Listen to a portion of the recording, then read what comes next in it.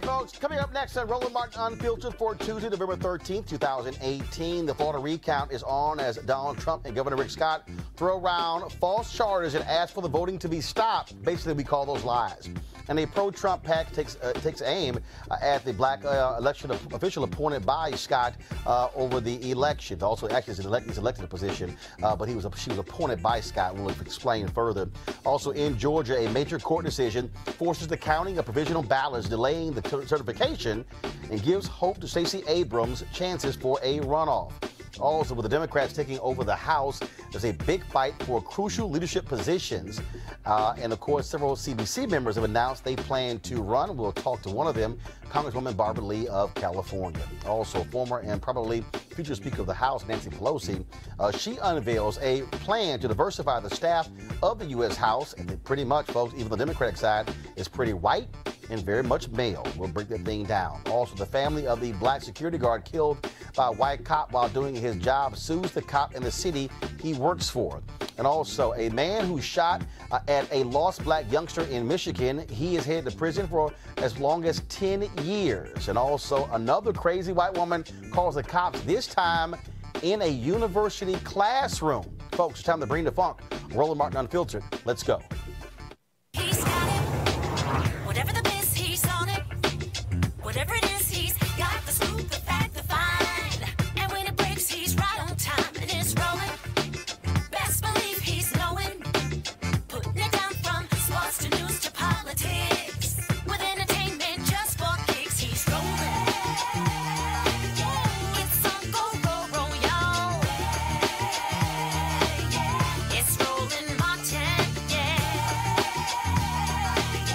rolling with Roland now.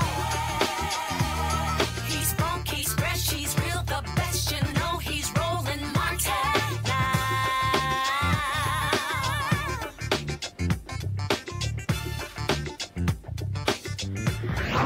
Martin. All right, folks, Florida has an election law that requires a recount if the reported difference between the candidates is less than 0.05%. That's half a percentage point. That has happened already in 3 races this year. That's the governor's race between Ron DeSantis and Andrew Gillum, the U.S. Senator race, plus the Ag Commissioner race. Again, in the governor's race, Andrew Gillum is 0.47% behind Ron DeSantis. Now, incumbent Senator Bill Nelson is trailing Governor Rick Scott by about 12,000 votes in that particular race. Now, the recount, of course, is happening, but Trump and, well, first of all, Donald Trump and Governor Rick Scott, they are claiming, without any evidence whatsoever, voter fraud. Now, the Florida Department of Law Enforcement and the Department of State have said that they have received no credible allegations of fraud or criminal activity. So pretty much Donald Trump and Rick Scott are flat out lying. Now, here's the breaking news there in Florida. A Florida judge issued an order extending the deadline for recounts in Palm Beach County on state races in question to November 20th, about 5 days after the original 3 p.m. deadline, which, of course, is Thursday. Now, again, you have Donald Trump, who's calling for the votes to be stopped. But here's the problem with that. By doing so, he's essentially disenfranchising the military voters. Those votes are not due until Friday. But this is the guy who supposedly loves the military. But also what's happening in Florida, a Trump super PAC is reportedly spending $250,000 to attack the black woman in Broward County who is over the elections. Now, let's be clear. She's received lots of criticism from a lot of folks there, including black folks. But many are saying that this attack on her is over the top. It's happening again. On election night in Florida, 2 candidates are far behind. Then, in the liberal strongholds of Broward and Palm Beach counties, ballots appear to be moved in private vehicles, and nearly 100,000 more ballots mysteriously appear. Elections that were all but over suddenly need a recount. No one should be surprised. Broward County Elections Chief Brenda Snipes has a disturbing history of controversy and scandal, violating the law by destroying ballots, accused of keeping felons, non-citizens, and dead people on the voter rolls, discovering new ballots in close elections, and refusing to be transparent until a judge ordered her to be. Now Hillary Clinton's former lawyer is in Florida, trying to win the election. Legal voters in Florida are outraged, and Brenda Snipes must be removed. When we can't trust our elections, we don't have a democracy. Paid for and authorized by Great America Alliance. All right, folks, joining us right now from Florida is State Rep Chevron Jones, a Democrat from Broward County. Representative Jones, glad to have you here. Now, there have been other issues in elections there in Broward County. I've talked to people, even with the Gillum campaign, who are not happy with the elections administrator. How is it that these problems continue to happen in Broward County, and your thoughts on that particular ad being run by the Trump super PAC? First, Roland, thank you for having me on. And I think it's very clear we all are aware of the mistakes that has happened within the administration of the supervisor of election of Dr. Brenda Snipes. But the unsettling part is that my Republican colleagues they tend to forget that she was appointed by a Republican governor, which was that of Jeb Bush. But not only that, I think Dr. Snipes have made it very clear of the mistakes that she's made. She has shared where she is now working through those areas to ensure that the process of every vote being counted is done in a way to where each person who has voted, they are able to participate in this process and not be eliminated by anything. But once again, it's making sure that every legal ballot is counted. My colleagues on the other side of the aisle are trying to make this nothing but a political mantra to begin to excite their base to do what they've done all this weekend, in where individuals are out picketing in front of the Fort Lauderdale SOE office, saying obscene things to destroy the character of the supervisor of elections, which entail is not called for. If you want to speak against her leadership, that's one thing.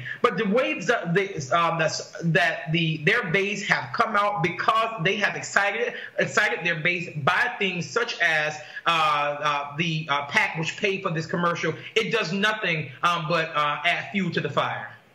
So, again, here's the issue we have here. When you say she was appointed by Governor Rick Scott, that's because Jeb Bush. Explain to people, Jeb Bush. Explain to people, though, why? Because wasn't there an issue with the previous head of election administrator in Broward County? There was a issue with the previous election administrator, which was Miriam Oliphant, and then we got Dr. Snipes.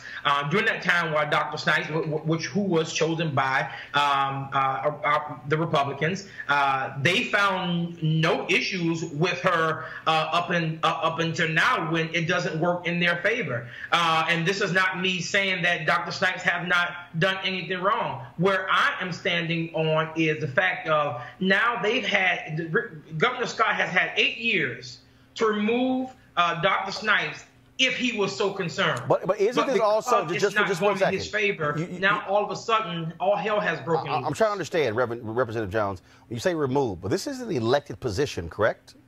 This is an elected position, but the governor has the authority to remove or suspend her from office. Okay, so where do we stand? First of all, where do we stand right now in terms of the ballots being counted?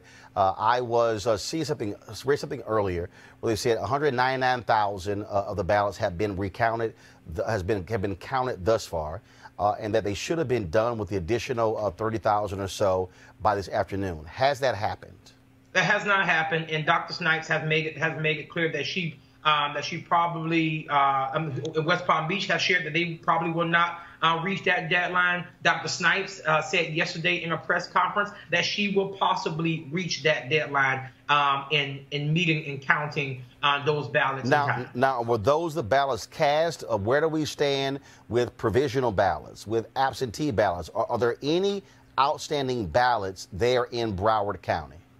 Dr. Snipes has made it very clear that they have counted.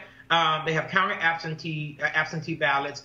They have counted the provisional ballots, and what they're doing now, they are counting ballots that are from early voting, and they also have not even received the ballots from overseas. Those ballots have not yet to come in. And so she's walking through the process to ensure that she meet the deadlines that has been set. The governor has put 2 lawsuits against Broward County, which both have been dismissed by judges, and even the judge has told both sides to dismiss your rhetoric and allow the process to take its course. So I believe that that Dr. Snipes is trying her best to move forward. Again, this is not negating the fact that mistakes have been made and things that need to be rectified. But I think the Republicans need to allow Dr. Snipes to do her job and please and stop interfering with the process if they believe they want. Well, what I want to know, and they're in Florida, but also the same thing in other states. I want to know,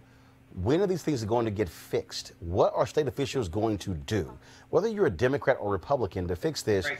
Because when I look at what's happening there in Florida, when I look at folks saying they ran out of ballots, when I look at in Georgia having no power cords, when I look at people running out of paper ballots in Texas as well, the problem here is you have people who are trying to vote, and then they're being frustrated, they're being upset, they're being there for several hours, and then they're leaving and walking away. We know there are 40 states in America that allow for time off for people to go vote.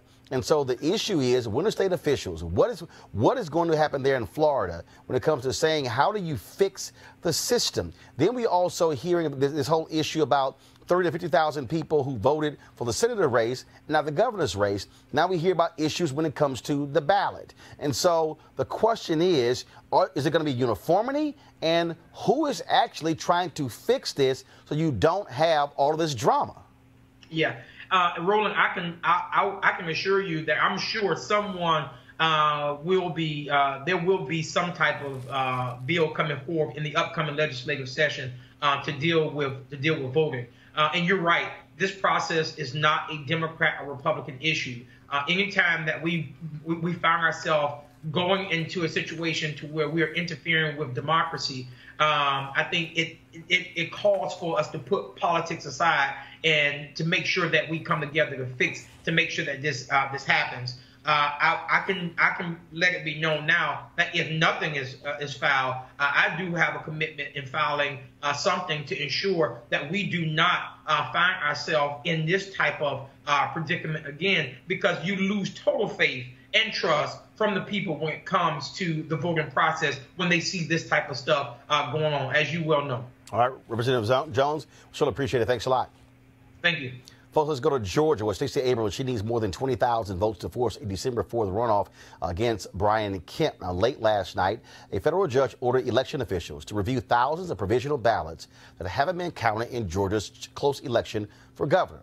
U.S. District Judge Amy Totenberg's order calls for a hotline for voters to check if their provisional ballots were counted. There may be as many as 27,000 provisional ballots that are outstanding. That could possibly push the election to a runoff. Now, Brian Kemp, of course, he was the Secretary of State, the state official who oversees elections in Georgia. Now, of course, he was forced to resign after a lawsuit was filed demanding that he step out. Now, the current Secretary of State, Robin Crittenden, said she could have certified the election as early as tomorrow, but the court order prevents her from certifying the election before Friday at 5 p.m. to provide time to count the provisional ballots. And we'll certainly be covering both of these states very closely. Joining us right now, Barbara Arnwine. She's the Executive Director of the Transformative Justice Coalition. Nick Rathod, Vice President, AAPI, Progressive Action. What the hell is AAPI? Asian American. Thank you very much. Asian American Pacific Islanders. Let's spell that out. So folks who don't know, they're probably at home going like, what's that? African American people in America? And also D.D. Bass Wilbon, Principal, Bass Public Affairs. Here's the issue that, again, that is bothering me greatly. And also, folks, I'm getting a lot of feedback in my ears, so I need y'all to fix that, please. The issue here is this drama in Florida, in Georgia, in Texas, and other states. It pisses people off, okay? It's not like elections crop up. It's not like we don't know in advance when the elections are taking place. And what I don't understand is why you don't have people who are going through drills, checking machines, having a checklist. Look, my grandmother had a catering business, okay? We often sometimes would cater 3 weddings in one day. I had a damn checklist when I was 12. And it was candelabras, globes, candles, stick 'em, aisle runner. I had a checklist when I was 12. I started when I was 7 years old. You cannot tell me it's this hard to have a checklist to know. You can't tell me that if early voting is taking place and you're seeing massive turnout, somebody goes, you know what? We might need more than usual ballots for Election Day because we're seeing this kind of different turnoff. This, to me, is insane. Yes, you're right. Yeah. You're absolutely right. You're absolutely right. And now that we have this division in the Senate and the House and the Republicans and the Democrats and both parties saying that they want to come together and work together and go across the aisle and make sure that everything is okay and we can come together and do things right, that should be a priority. They know that the elections are coming up, so a priority should be to make sure that every state has operating machines that are operable, that they have enough, they have extra. But the problem, though, this is not a congressional issue. It's because our elections are state issues, and that's the problem. And the states aren't playing fair. Let's just talk about it. The reality is that right here in the district, in this greater D.C. metro area, Prince George's County, 15 polling places that ran out of ballots that were closed effectively for most of the day on Election Day. What we are seeing, and something that we have talked about for years, is this disinvestment on the one hand in our elections, and on the other hand, the political control. Because Prince George's County, a predominantly Democratic county, who controls the Board of Elections? Republicans that are appointed by the governor. So this just shows you that we got, all kinds of issues, but we got to fight it at the state level, people. If we don't organize and fight for our elections, don't wait until it's election cycle, but fight right now to make sure that people in Indiana, New York, Georgia, Florida, all over the country where people had problems voting, that they will not encounter those problems in the future. And Congress, do your part on federal elections, because there's a lot you can do. Listening and watching this play out, it just, the thing that kept going in my head was, is this America? We are supposed to be the shining example of democracy. And everything that's happening right now in America around the voting system is just it's embarrassing. It's an embarrassment. It's not the shining example that we should be. If you look at the states, there is a patchwork across the states of how elections are run. And even within the state, there's a patchwork by county by county. There's no uniformity in Florida on reporting. In Georgia, it's the same thing. If you go to a state like Colorado, there are actually really good examples there. They have same-day voter registration. They have vote by mail. They have those sorts of things. I was watching and reading this article about India. And there was this one guy in a jungle in India, and they bring a voting booth to him. That is what we should be doing. There should be a uniformity, not just a patchwork. There should be a systematic change across the country that is a floor, or that then states can go above, then states can go above. But it's just too all over the place. We discussed this yesterday, of course, that Democrats in the House, they plan on moving forward with an automatic voter registration bill, and also a number of different provisions in there when it comes to voting. And again, I think what this is going to do is, Dee, I'll start with you. This is going to put pressure on Republicans, whether or not they're going to oppose a measure to improve voting. I mean, that's going to look kind of crazy when you're trying to deal with that, because even this whole issue in terms of how we even register people, to me, it's nonsense. And I keep hearing all this nonsense about voter fraud, which I'm still waiting for data, because it's still missing in action.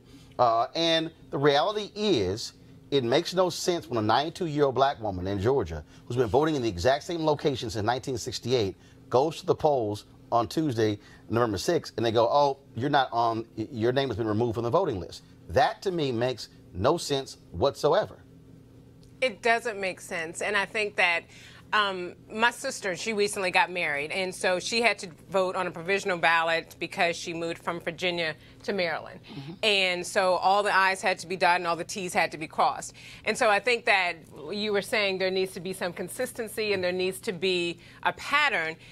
We need to follow, and there needs to be order on how everything is done. That 92-year-old young woman who was removed, I don't know why she was removed, and to me it doesn't make sense that she was removed. But whatever the process is, we have to follow the process, and needs to be the same across the board for everyone, regardless. And Social Security cards, your signature, your name, everything needs to be in order. And if we continue to do things in order across the board, state by state, then we don't have these issues. We won't have these problems. And Roland is right. Before I go to my next guest, go Roland is right. The Republicans need to make a decision here. Are they living in America, or what are they doing? And it is funny to me that there is no controversy around the Russian interference by the Republicans in the election, but they're all up in arms about legitimate votes being counted in Florida and Georgia.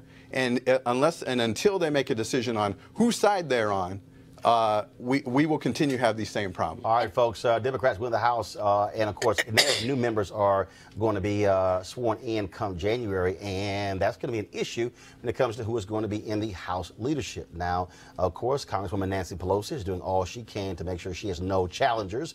She is trying to knock them out of the box as quickly as she can. No one thus far has announced they're going to run against her, even though several people have announced they're not going to vote for her. The question then becomes, are you going to see Congressional Black Caucus members in top positions? Now, there's never been an African-American who's ever been in the Speaker of the House position or the House Majority Leader's position. You have had two African-Americans who have been in the whip position. You, of course, had Bill Gray, the late congressman from Pennsylvania, who served in that job, and also Jim Clyburn of South Carolina. He has announced he's going to be running for his old position. We are going to see Clyburn here later, I think later this week. And so, and also New York's Hakeem Jeffries and California's Barbara Lee are running for the powerful chair of the Democratic caucus. And joining us right now is Congresswoman Lee. Congresswoman, how you doing? Thank you. Glad to be with you and doing great. First and foremost, one of the things that we have heard from so many different people is that they feel as if that the Democratic leadership is far too old. When you look at Nancy Pelosi, Steny Hoyer, Jim Clyburn, you're talking about folks who are 78, 77, 79 years old. I've even heard people say, wait a minute, Congresswoman Barbara Lee, you're 71. And so how do you answer critics who say that the House leadership should be younger? Well, the way you answer them is, one is, I think everyone you mentioned, including myself, continue to fight to build a bench to make sure that newer members are put in key positions. And we're working like crazy to elect much younger members to the Congressional Black Caucus and to the House body itself. I think this is about, in my case, about ideas, about what I've done in the past, my experience, and also about what I bring to the caucus. First of all, African-American women have never held a seat at the table. There's never been an African-American woman elected as one of the top 5 leaders in the House since the first Congress in 1789. Not one. A bit of history, Shirley Chisholm ran in, I believe it was 1977, against Tom Foley. She got close to 100 votes. They created an appointed position as secretary. And so, we work hard. We play by the rules. African-American women have been the loyal constituents, the loyal voters of the Democratic Party, and we deserve a seat at the table. We're new. We have new ideas. We've never had this position before. And so, we have to really understand that this is about the future. But we have to build upon the experience and the seniority and all of the ideas that many of us bring, while at the same time knowing that we're building that future leadership. And I certainly have been one who has done that throughout my entire political and public career. Obviously, the Congressional Black Caucus is the largest caucus on the House Democrat side. And so you've announced for this position. Hakeem Jeffries of New York has also announced for it as well. And what demands are the CBC making? Because the reality is Democrats, they have depended upon black folks, those votes for a very long time. And so many say CBC should have more than one person in leadership. Absolutely. Those days are over where you say there should be only one African-American in leadership. The Congressional Black Caucus, which I chaired for 2 years, really understands my platform, that I fight not only for my district, but for all of our constituents throughout the country when it comes to whatever appropriations that we're fighting for, whatever criminal justice legislation we're fighting for. The CBC is the conscience of the Congress, and the CBC is demanding a seat at the table, and the majority of CBC members are supporting me. Once again, as African-American women, and Roland, how we have worked so hard to build this party and how we've been smart about our votes. We've been smart about our policy positions, our organizing, and it's about time that black women have a chance to weigh in on the public policy agenda of this United States. But let's talk about this here issue. Congresswoman Nancy Pelosi has said that she's Speaker of the House. She is going to implement what is called a Rooney Rule when it comes to filling these House staffer positions. The bottom line is this here. As I said, Democrats have depended significantly on black people and their votes. When you look at these House leadership positions, they are very white, they are very male. We saw earlier this year, we were highly critical of what was happening in the United States Senate, forced Senator Chuck Schumer's hand to create a Rooney Rule on the Senate side as well. Are you going to demand that not only do Democrats have the Rooney Rule, but also that they track every single position and put the information out there as to where people could apply for those jobs? Are you only looking for folks on Capitol Hill? Are you looking for people who are working on state levels? Because to me, it makes no sense in the world to have these staff positions largely by white folks and male. And we know that's where these companies in D.C., these lobbying firms, these PR firms, and these strategists, where they all come from. So the cycle gets repeated over and over and over again. White folks work in these smaller positions. They get hired in senior positions. They go to corporate America. They hire the same white folks, and the thing happens as a wheel. Roland, not only, and if you've been following what I've been doing since I've been in Congress with the Congressional Black Caucus, I co-chair the Diversity Task Force. Not only am I going to demand, I've been the impetus behind all of this. And the Appropriations Committee, for example, on which I serve, I wrote into the appropriations bill that we had to do this.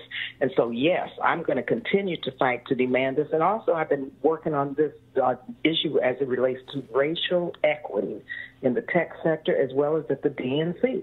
And so when you look at my record, I've been doing this, and I'm going to continue to do this. We're finally beginning to break through, and I'm going to rev this up in a big way. Remember now, also, I was a chief of staff, and there were very few African Americans on Capitol Hill when I was chief of staff to the late my mentor, Congressman Ron Dems. There were very few African American women on Capitol Hill, and I've been fighting this battle for young African Americans to be able to break through into key positions, to be hired, to be promoted on Capitol Hill, and I'm going to continue to do that. That's who I am. That's part of my history. All right, Congresswoman Barbara Lee. Continue. All right, we surely appreciate it, Congresswoman. Thanks a lot. Okay, thank you. All right, they want to go to my panel here. Again, this is, for the people who are watching right now, they might say, okay, you know what, this is inside politics. No, this is about money. This is about wealth creation. Everything. This is about opportunity. And what people have to understand is the people who work in junior positions on Capitol Hill and junior positions in the White House then ascend to senior positions. And then when these firms in D.C. are looking to hire people, that's exactly who they're hiring. They're looking to see who was the head of the committee or the chief policy person on judiciary, on ways and means when it comes to tax policy, when it comes to environment. All these positions that come out of there, and black folks not only have been locked out on these Capitol Hill positions, we then get locked out of these positions in these major firms, and what happens is they hire somebody and say, okay, your job is now to hire your whole staff. Well, who do they hire? Same white folks. Exactly. That's right. I agree with Congresswoman Lee. Black women, black Democratic women have been extremely loyal to the Democratic Party, and they have not been rewarded, and I think they should be. I think Pelosi and Hillary Clinton are of the past, and I think that the Democratic Party is looking for a fresh, new excitement. That ain't gonna happen. Well, I think. I mean, first of all, it's not. One of the reasons it's not gonna happen because at the end of the day, those who are in leadership, it points to can you raise money? Have you accrued favor and things along those lines? But black women have been very faithful to the Democratic Party. I understand that. But my point is, black women are also going to make it possible for her to be the Speaker of the House. Because, again, who votes she's locking up, that. Also, other groups have been out there also urging their folks. Emily's List, AFS-CME. All those folks have been urging those folks to back Pelosi when it comes to these issues. But even if Pelosi becomes Speaker of the House, it still will be putting the pressure to say, no, y'all gonna hire some damn black people for these jobs. Right. And people need to understand that Barbara Lee has something very special, and that's her vision. Because she's been out there and has voted the right way when nobody else saw it and understood it. So she has a lot going for her when it comes to her leadership qualities. Also, for those of us who actually walk that hill, let me tell you, it matters who's in those positions, in those staff positions. When we are trying to lobby for different kinds of legislation, when we're trying to lobby for different kinds of fact findings, all of these things go to if you're talking to a person of color, and oftentimes you're not. And they don't know who to talk to. They go to and talk to people who know nothing about the black community, So it's ridiculous. And the same is true of the Asian and the Latino community. We all have this problem. So getting the diversity is not just about faces and opportunities afterwards. It affects the policies and the legislation that we see coming through Congress. Yeah. Well, I mean, that's the definition of the old boys network. Right. It's exactly really that. And so no. The old white boys old white boys I'm going to call it what it is. Okay. All right. No, that's right. Because ain't no Latino or black or Asian boys. Right. And damn sure not girls in that group. It's the old white boys network. No, that is very true. And Democrats, I think, need to decide whether they're going to learn the lesson of this midterm election. Who turned out was, in record numbers, was minorities. To your point, black women are the backbone of the Democratic Party. We're looking, I've been traveling all over the country during the midterms. People are looking for something fresh, something new, something that represents who we are as a party.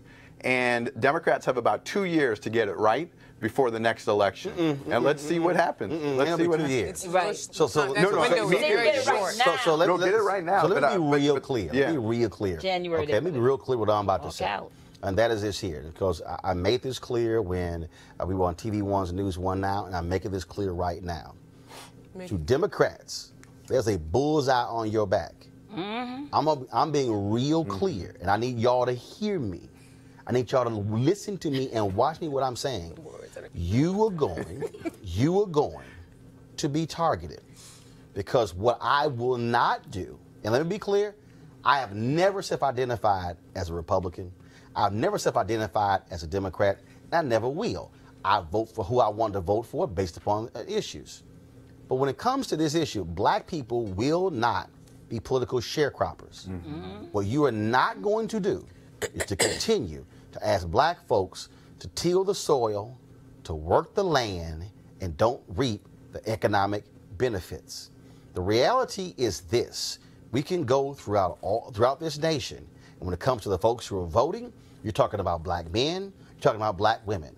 When it comes to when y'all get your asses in trouble, y'all want to run the black folks to save you every single time.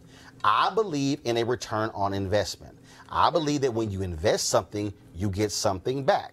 Now, have black folks gotten things before? Yes.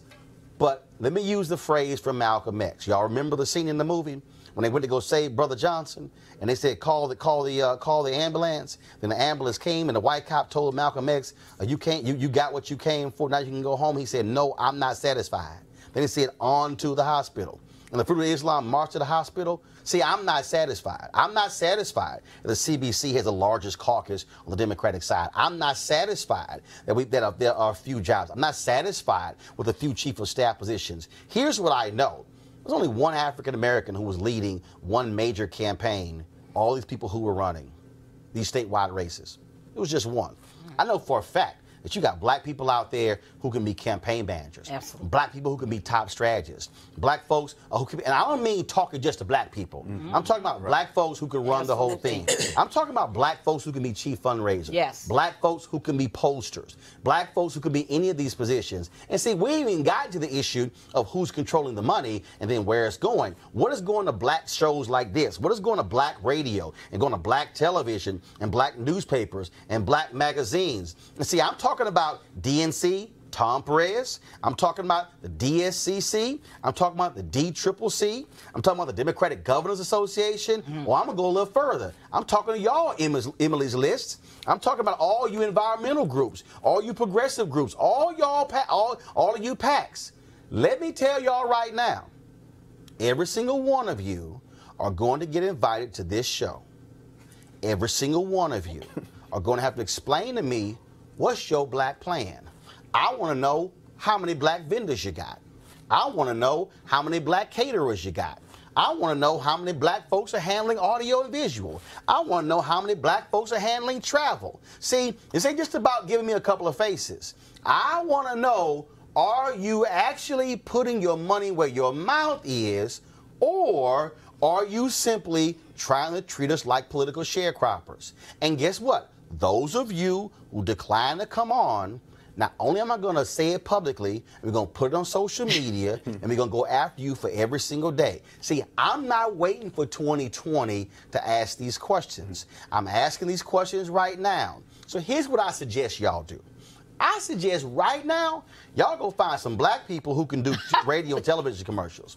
I suggest y'all go find some black vendors. I suggest y'all go find some black people who've been working in the fields, who've been out here working hard, trying to build their resumes up. And I suggest you hire them. Because see, here's the deal. I don't owe none of y'all. I ain't trying to get a job with y'all. But what I'm damn sure gonna do is make sure you get questioned and you got to present the information when it comes to Minority Supply Development Council. And say that's overall. But say, I'm not here to discuss Minority Supply Development Council. I'm here about black people. No disrespect to anybody else who's Latino, who's Asian, who's Native American. But Roland's here to ask about black people. Now, I ask about everybody else after I get the black answer. But y'all gonna have to explain where you are spending your dollars. And I would suggest call your black friends right now. Because when I put you on Front Street, or let me correct that, I'm going to put you on MLK Street, and then we're going to have an issue. Let's go to a break right now. I'll be back and Roland Martin Unfiltered in just a moment.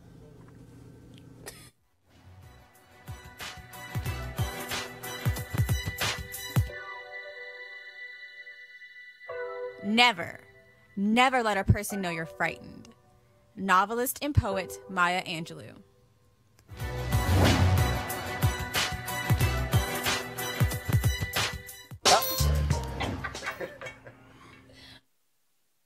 All right, folks, HBCU Giving Day, hashtag HBCU Giving Day. It's at the school today. It's Bennett College in Greensboro, North Carolina, founded in 1873, later reorganized in 1926 as an all-female institution. Of course, their president emeritus, Dr. Julianne Malveaux, also famous graduates include the first African-American district attorney in the state of North Carolina, Belinda J. Foster, and the first African-American mayor of Greensboro, North Carolina, Yvonne Johnson. If you want to support, that also is one of 2 all-black female schools in the country.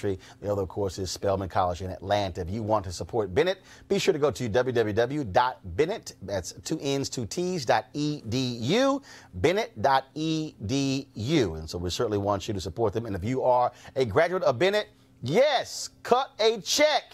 Don't just talk about how you're proud to be a Bennett graduate if you're not giving back. Understand? Cut the damn check. Or PayPal. Or Square. Or Apple Pay. I don't care what it is. All right? Don't matter what it is. Send your money to position the next generation of sisters to get an education. All right, folks, time to hear from one of our partners. You heard me talk about our friends at Transatlantic Real Estate, who've created a unique investment opportunity that combines legal marijuana and crowdfunding. Now, let's sit in for a second and think about the growing momentum around legal marijuana in this country. It's been all over numerous ballots. Of course, we know it's legal in a number of different states, and now, of course, you can be an investor, and there's never been a better opportunity to get in the game. Now, as markets grow, it's harder and harder to get in, which means that you might have to spend millions or billions just to do so. Well, this issue right here, though, makes it special. This unique opportunity. Transatlantic Real Estate, folks, what they're going to do for you is, what they're going to offer is a business model that's very easy to understand. They buy land that supports marijuana grow operations and lease it to licensed, high-paying tenants. So, let me say it again. You're investing in the landlord of a licensed marijuana farm, and the best part is they're using crowdfunding to make it easier for the average person to get in before they take the company public. So you can invest as little as $300 up to $10,000. Now listen, you must complete and confirm your application to participate in this opportunity. This essentially says don't just fill out half the ballot, you got to fill the whole thing out. And again, a lot of people have missed out because they rushed and didn't complete the process. So simply go to marijuanastock.org. If you want to invest, go to marijuanastock.org. You certainly want to get in the game and do it right now. All right, folks, yesterday we told you about Jamel Robinson, the security guard who was shot and killed by police while doing his job. Here's some of those various details. This took place in Robbins, Illinois on 4 a.m. Sunday morning when he asked a group of drunk patrons to leave the bar. Now, they returned and one had a gun and then opened fire. Well, security there returned fire and they held down the suspect by putting a knee in the suspect's back. Now, when the cops showed up, the witnesses said everybody was screaming that was security holding the guy down. Okay, visualize this. The black guy was kneeling on the white guy. Jamel Robinson was wearing his uniform. On his cap said security. Some cops then shouted, "He's one of us." But it didn't stop him from being shot and killed.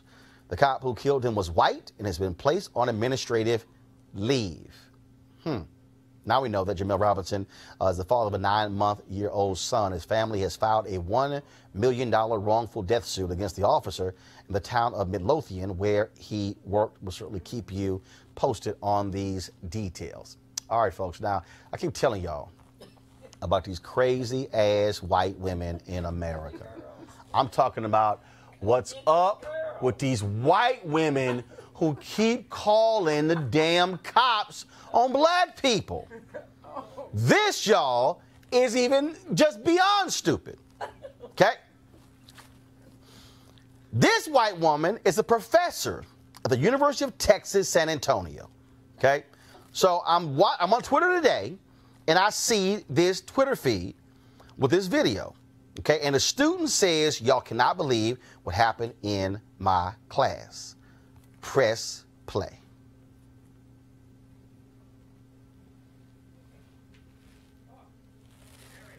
Okay, I got it, guys. Do you have the sound? Okay, well, that was sound on the one I saw online. Well, anyway, what you have here is you have the students in the classroom who, of course, they were watching this play out. And so this professor, okay, she calls the cops. She says that the sister was disrespected because she had her feet up on another chair. Y'all, her feet were propped up. Now, this professor has often complained in class that her students are too uncivil in how they behave. Okay, let me explain to you again. Her feet were propped up. I was a 4-year student at Texas A&M. I can recall putting my damn feet on a desk, a chair in front of me. Now, the other students say the sister wasn't disruptive. She wasn't yelling. She wasn't screaming. She wasn't doing anything. She was listening to the lecture. But this professor called the cops. They came out and escorted her out. University has released this statement. Okay, first of all, here's a tweet from the student who was removed from the classroom. This is me in Anita Moss's 2053 bio classroom. Upon entering class, I was told I needed to leave or would be escorted out by officers. I never disobeyed the student code of conduct, not once. A police report is being filed, ATM. This is just the beginning. Thanks for your support. Now, here's what the president of the university said in a statement sent out to the entire university. Dear Roadrunners, today we had an incident where one of our African-American students was escorted from a biology class by members of the UTSA's police department at the request of a faculty member.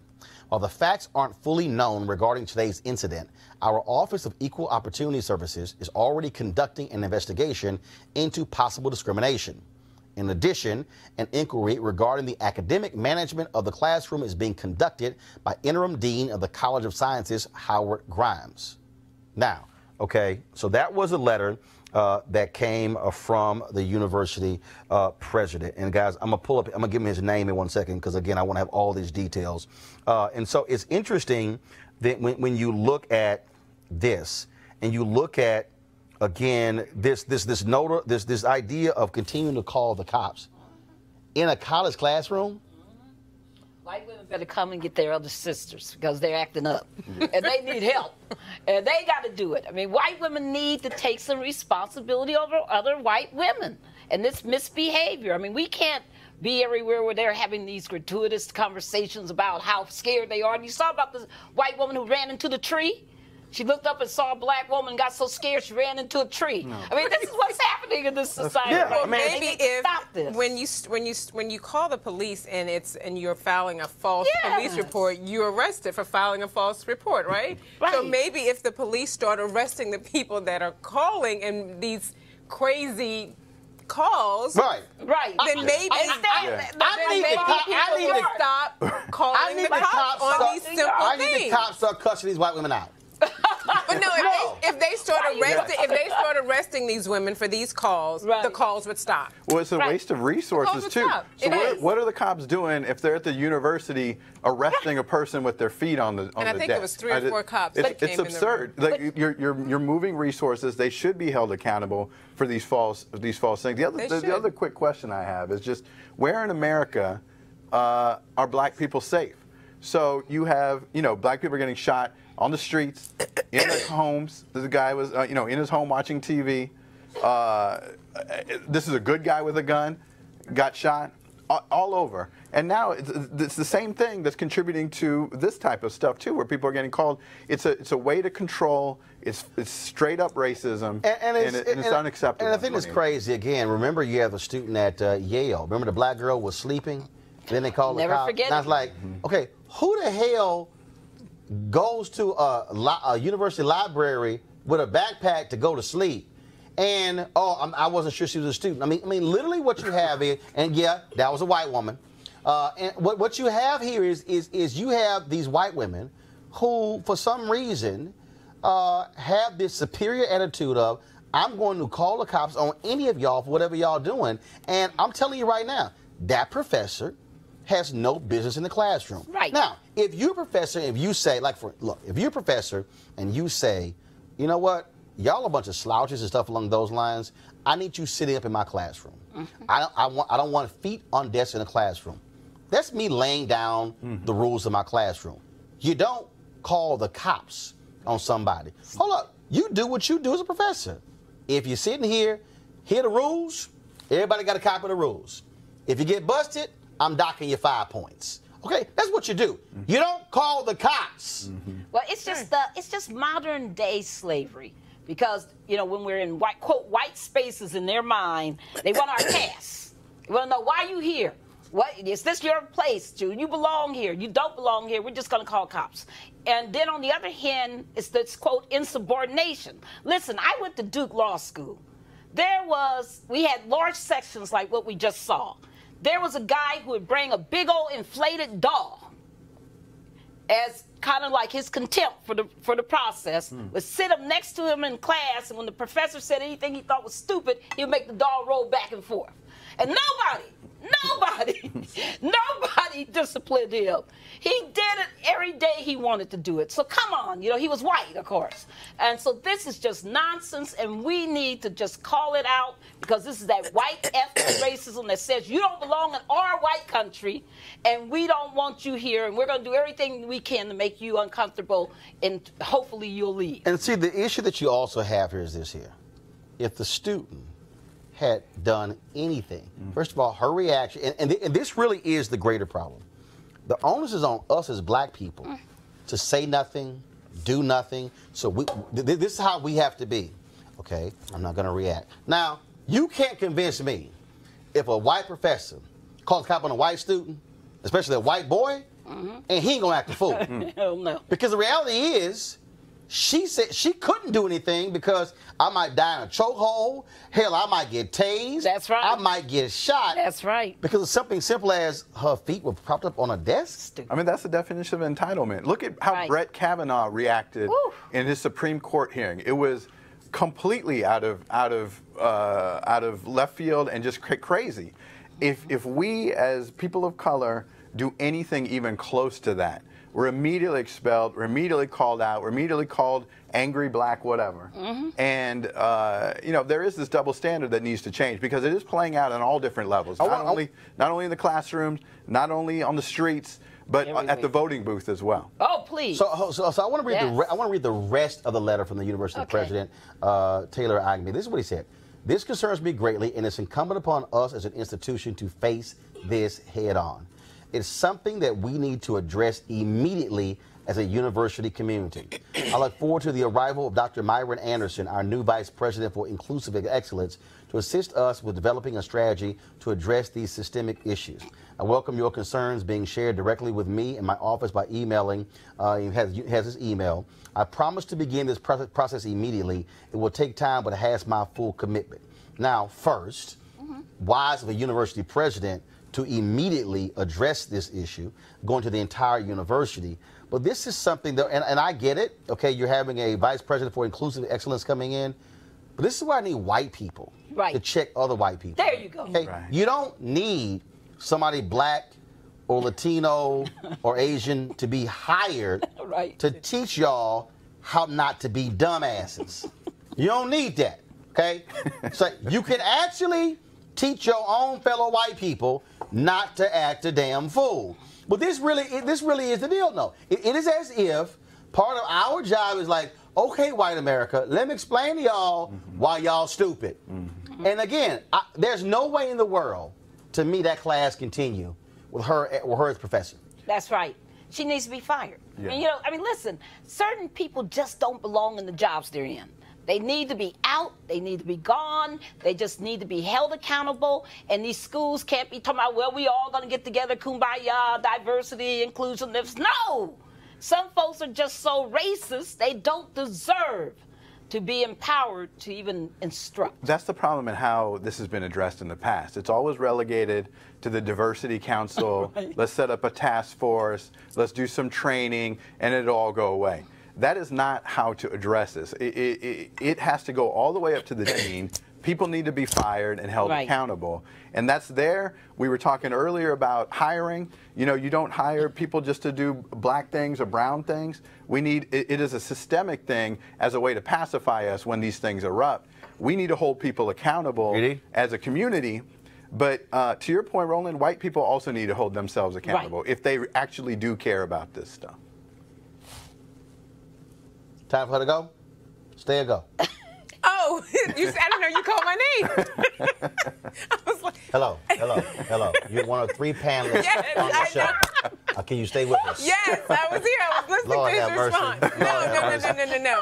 No, I think that she should be held accountable. I think that it was her reaction to that was absolutely insane. Everyone in that classroom had a phone. Now that they can take pictures and videotape things like that, and that probably would have been a really good idea because that's probably something that I probably would have done because I keep my phone with me all the time. But it was idiotic.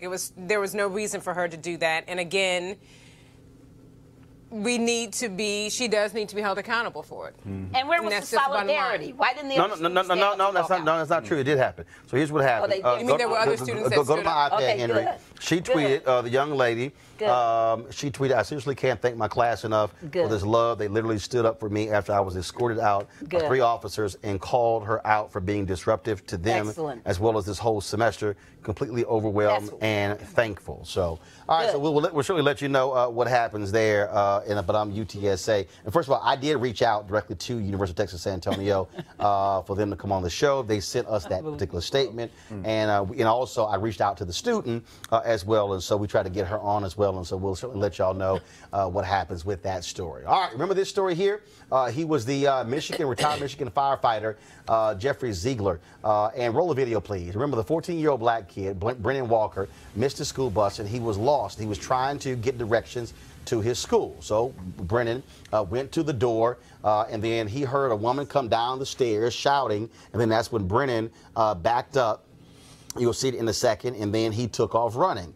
Well, Ziegler comes busting out of the door in just a moment, and thinking this is somehow a burglar, fires his gun. Now, so you saw him fire that shot. Now here's what happened. When the cops came, Ziegler said, roll the video back, please. Ziegler said, okay, here's what happened. He said, what happened was I came out of my house and I tripped, and then my gun went off. Well, the cops did not believe that, especially after they saw the video. Well, he was convicted yesterday. He was sentenced to upwards of 10 years in prison. Now, of course, the issue there were several different charges he was hit with. And, of course, he apologized to the mother. The mother of the young man says that he is being in counseling. She said it's something he will be forever impacted his entire life of what took place. The young man testified that, of course, he took off running, and then when that gunshot was fired, he said he ran even faster away. Luckily, this young man wasn't hurt. But again, the guy tried to lie to say, and then the woman who was in the house, she also tried to lie, saying that, oh, the house was being broken into, when he literally, and we see the video, he literally pressed the doorbell, then knocked on the door, and was trying to get directions to where the school was. This is a 14-year-old black kid who could have been shot and killed. And here's the other piece. If we did not have that video, that would have been a situation of him saying he was trying to break in. And one doesn't know he would be convicted if it wasn't for that video. And that's the importance of video.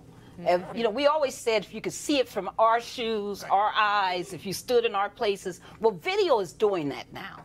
It's documenting, it's giving us the ability to force people to tell the truth and to show what's really happening out here in the society. And the picture is not pretty, it's so ugly. But this is, I'm so grateful that this young man was not shot. Yeah, absolutely. Well, again, all right, folks, so of course, they'll give you an update in the both of Jean case. Remember, he was a young man in Dallas who was shot and killed in his own apartment by Amber Geiger, a member of the Dallas Police Department. Well, I was down in Dallas moderating a forum, and where you had the DA there, Faith Johnson, who said she was going to take this to the grand jury, present the evidence to them, and the grand jury could, of course, then decide whether to charge her with murder. Now, Geiger, when she was arrested, was charged by the cops with manslaughter. But there was an election, and John Cruzo, a former longtime judge there in Dallas, he says that what he sees is that she should be charged with murder. Now, Faith Johnson was appointed DA after the previous DA resigned due to issues of depression.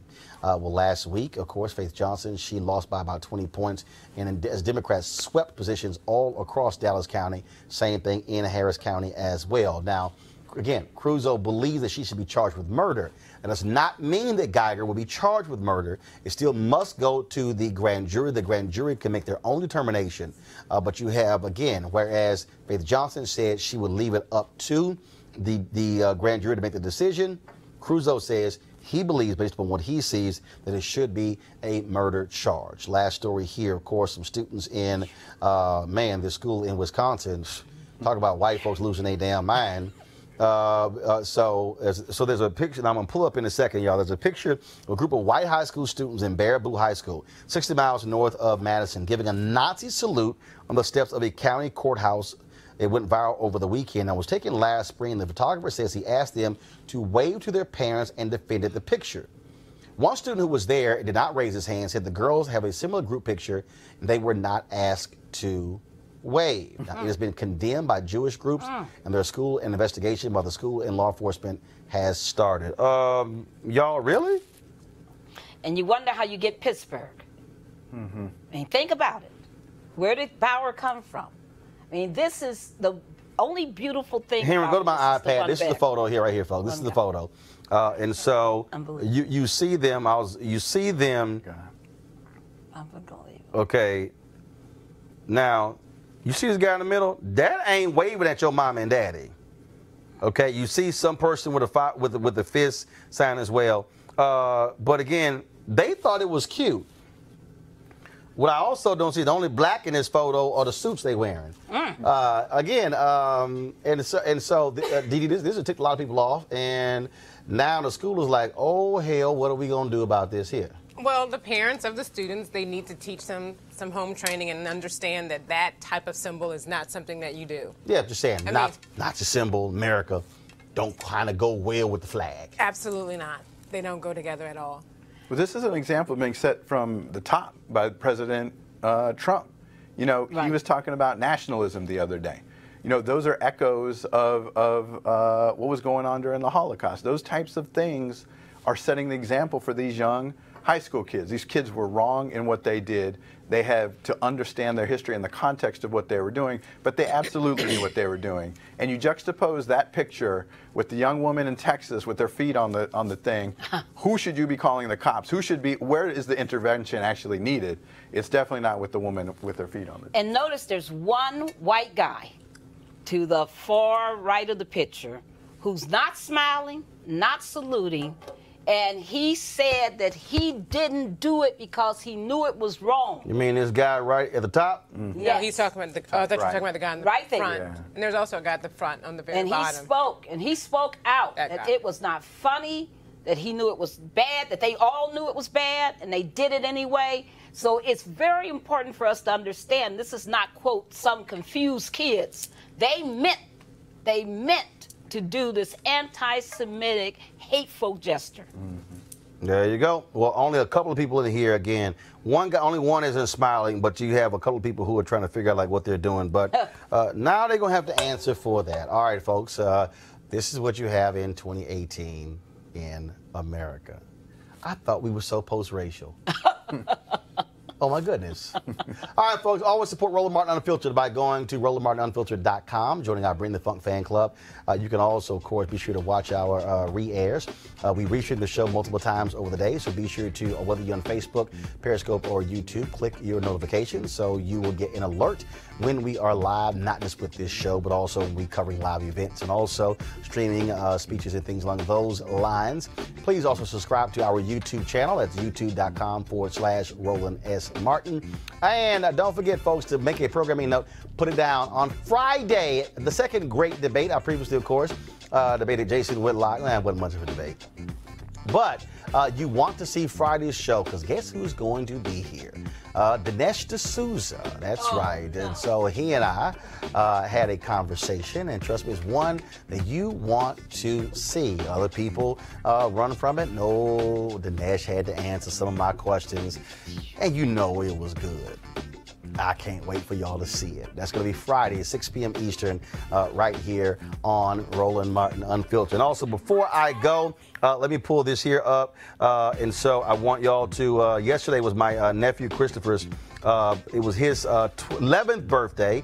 He was born on that day. And of course, today is the birthday of, I'm trying to find the photo, the birthday of his father, my brother Reginald. He turns 51 today. Jesus, why can't I find the photo? And then, yeah, I posted on Instagram. I want y'all to see this photo. I think I'll pull it up this way. And then, of course, on tomorrow is my 50th birthday. And so all of us are Valentine's Day babies. Some of y'all gonna get that in a second. But all of us, of course, were born, yes, Valentine's. And so this is a photo of me and my brother when we were younger. And of course, that's him.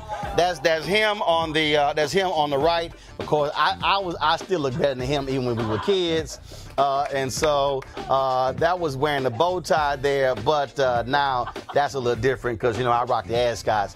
And so shout out to my brother Reginald, who turns 51 today. His son Christopher, my nephew, turned 11 yesterday, and then my 50th birthday is tomorrow. And so look forward to that. All right, folks, y'all have a great day. Thanks a bunch to my panel, Barbara, Dee, and Nick. But Dee, I'm glad you realized you're here. I don't know what she spaced out. Lord have mercy. I mean, that's right.